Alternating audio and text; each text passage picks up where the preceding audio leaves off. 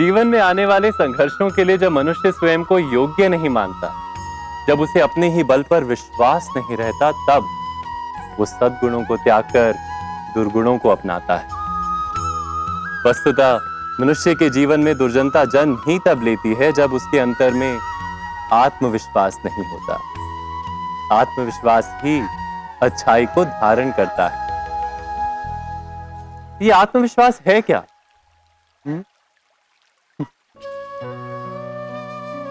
जब मनुष्य ये मानता है कि जीवन का संघर्ष उसे दुर्बल बनाता है, तो उसे अपने ऊपर विश्वास नहीं रहता। वो संघर्ष के पार जाने के बदले संघर्ष से छूटने के उपाय ढूंढने लगता है। किंतु जब वो ये समझता है कि ये संघर्ष उसे अधिक शक्तिशाली बनाते हैं, ठीक जैसे व्यायाम करने से देह की शक्ति बढ़ती है, तो प्रत्येक संघर्ष के साथ उसका उत्साह बढ़ता है। अर्थात आत्मविश्वास और कुछ भी नहीं, मन की स्थिति, जीवन को देखने का दृष्टिकोण मात्र है। और जीवन का दृष्टिकोण तो मनुष्य के अपने वश में होता है।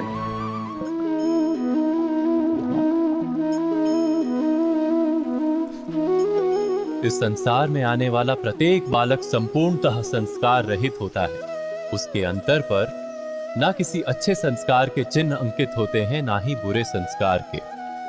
अर्थात जन्म से बालक में ना कोई गुण होता है और ना ही कोई दोष। तो ये दोष अथवा गुण किस प्रकार प्राप्त होते हैं? क्या हमने कभी विचार किया है? जो बात माता पिता के मुख से निरंतर सुनी जाती है, वही बात उनकी संतानों के हृदय का संस्कार बनती है। जैसे किसी गांव में नदी तट तक एक पगडंडी बन जाती है केवल उस मार्ग पर बार बार चलने के कारण। अर्थात माता पिता के हृदय की इच्छाएं उनकी संतानों के हृदय का दोष अथवा गुण बनकर जन्म लेती हैं। क्या ये सत्य नहीं? पर फिर भी जब उनकी संतानों में कोई दोष दिखाई देता है, तो माता पिता आश्चर्य और दुख से भर जाते हैं। माता पिता का हृदय ये प्रश्न करता है कि उनकी संतानों में ये कुसंस्कार आए कहां से।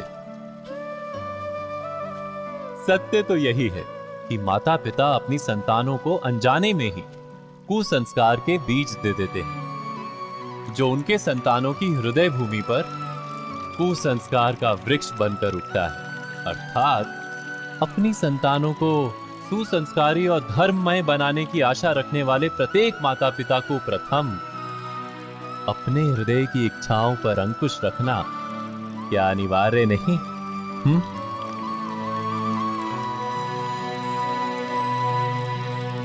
प्रत्येक माता पिता इस पर विचार अवश्य कीजिएगा।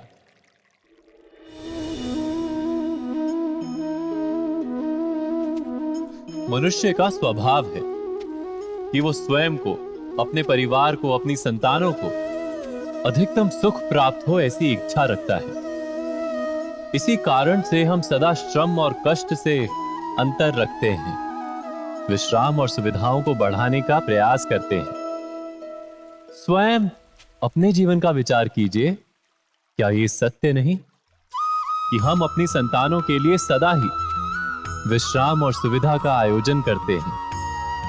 पर क्या कभी सोचा है केवल विश्राम से क्या लाभ प्राप्त होता है? केवल सुख और सुविधा जिन्हें प्राप्त हो, उनका जीवन कैसा होता है? शरीर जब श्रम करता है तो अधिक स्वस्थ बनता है। बुद्धि भी जब कठिन चुनौतियों का सामना करती है तो अधिक तेजस्वी बनती है। ये हम सबका अनुभव है, पर हम शायद ये भूल जाते हैं कि मन और आत्मा को जब कठिनाइयां प्राप्त होती हैं, तब वे भी अधिक बलवान होती हैं। अर्थात जब भी हम अपनी संतानों को श्रम और दुख से दूर रखने का प्रयास करते हैं, क्या वास्तव में उनके सुख का मार्ग बंद नहीं कर देते? स्वयं विचार